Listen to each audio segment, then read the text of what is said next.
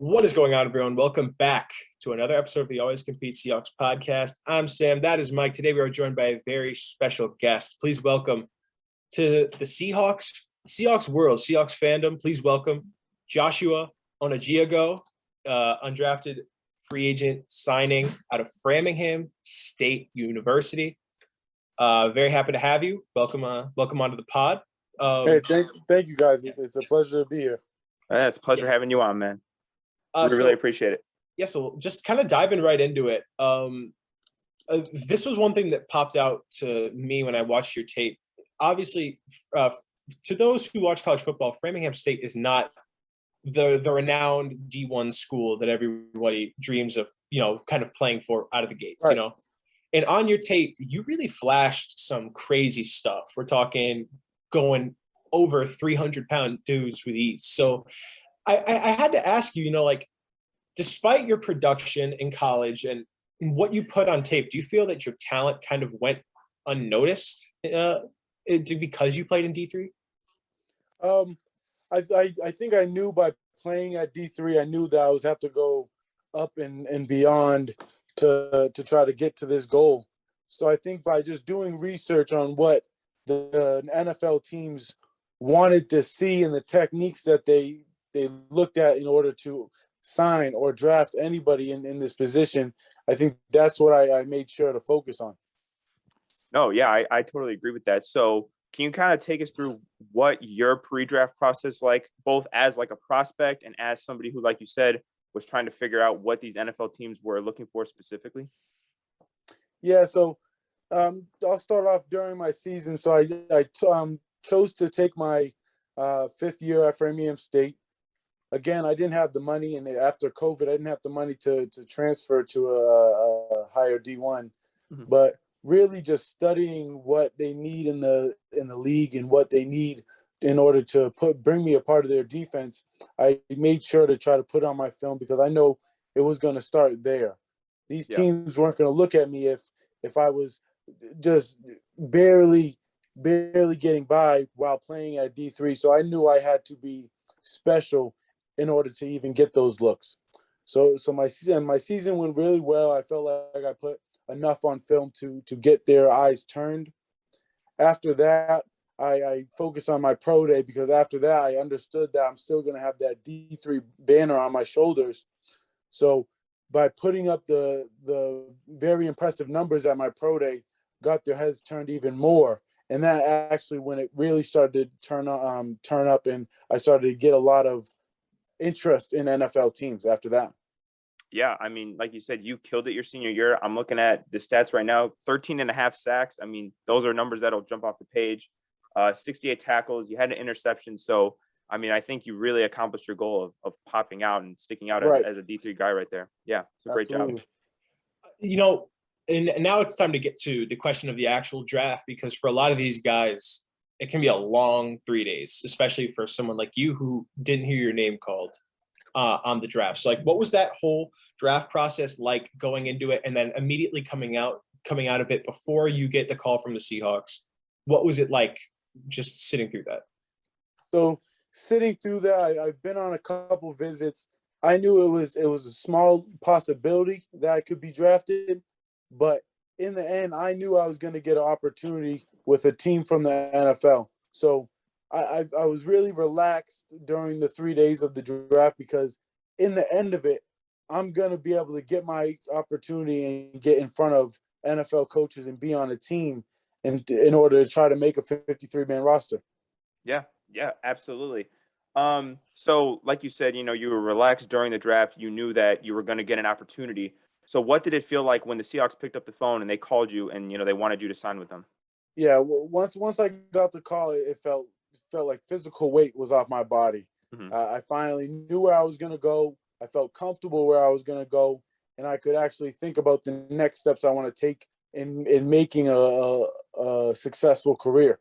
Yeah, that's awesome. Yeah, so from what I understand, there was some kind of visit between you and the Seahawks. What was that visit like? Was it over Zoom? Was it in person? And how did that go? Yeah, so I got flown out on a Sunday.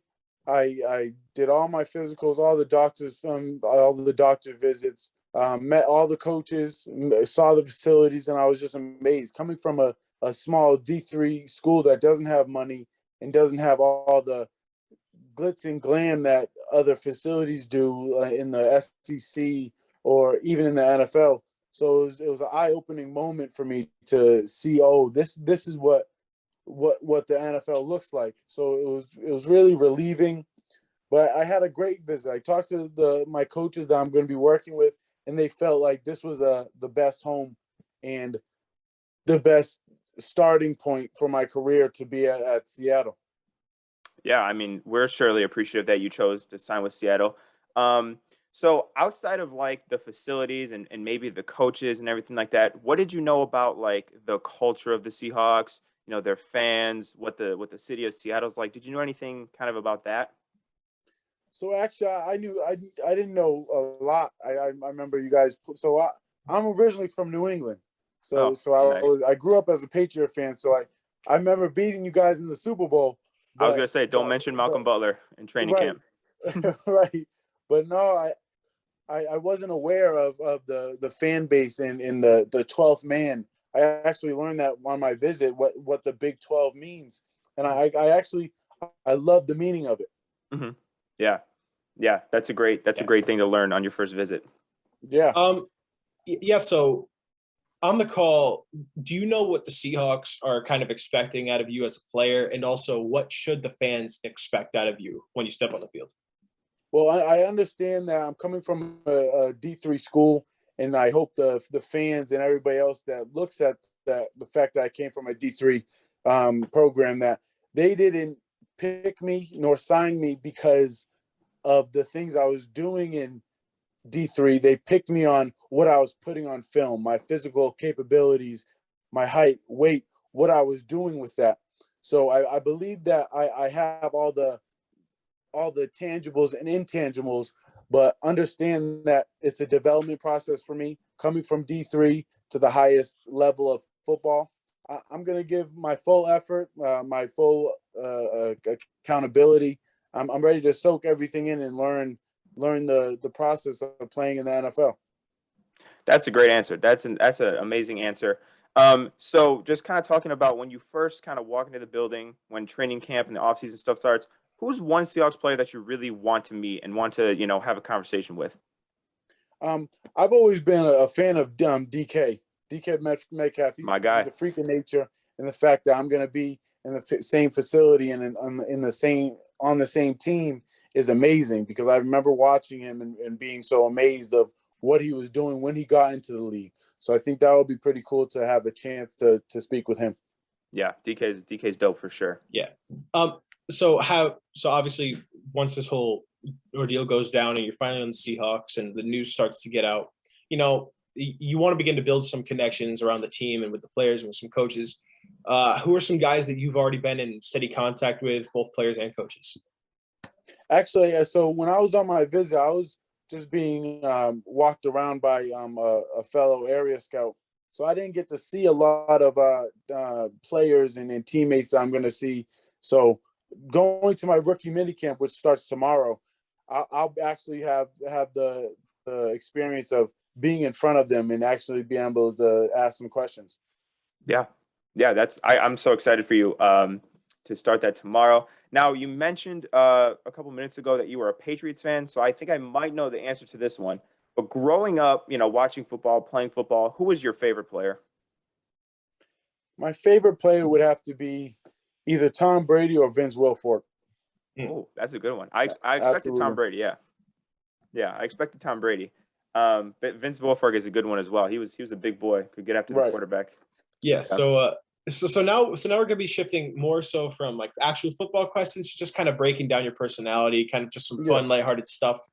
Just kind of getting to understand you better as a person, and just kind of getting to understand you. What you like in general. So do you have a favorite pre and post game meal?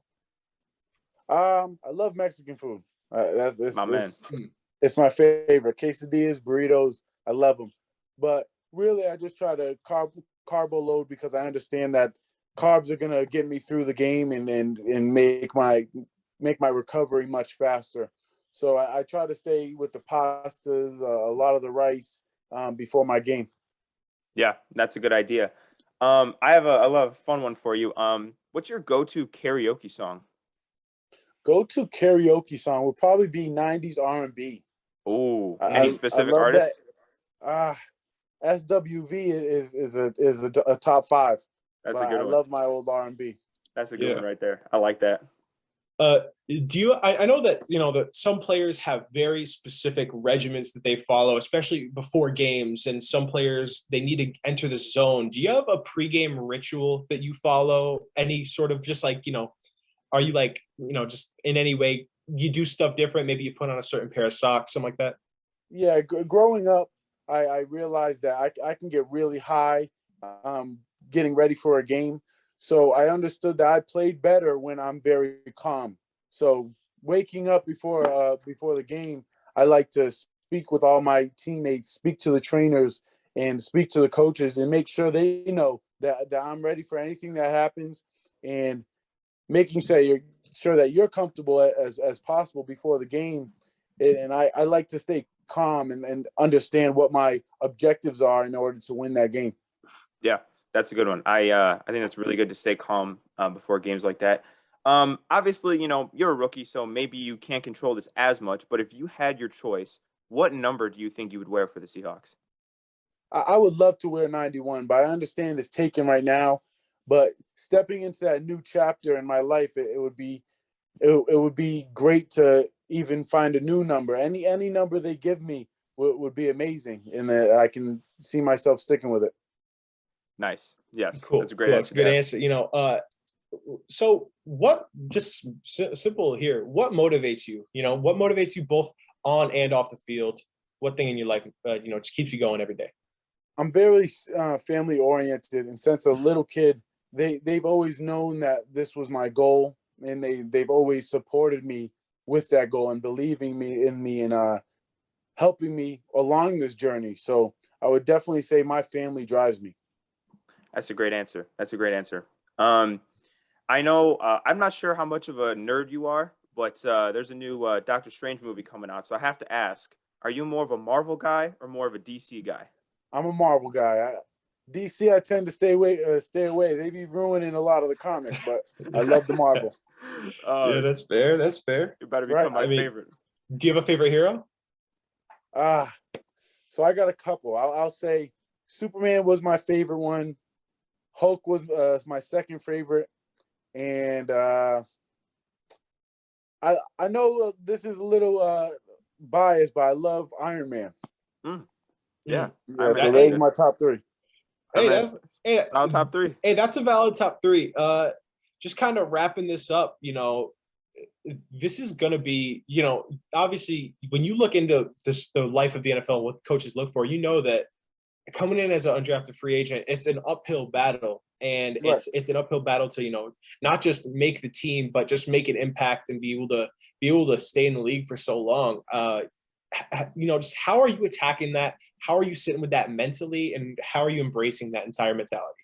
I understand that the obstacles that I'm faced with, but I also have figured out that some players don't understand that, and some players think that it's a time to hone down or not to stop working as hard as they can. So my main goal is to keep my head down and just keep working as hard as I have in order to get to this point.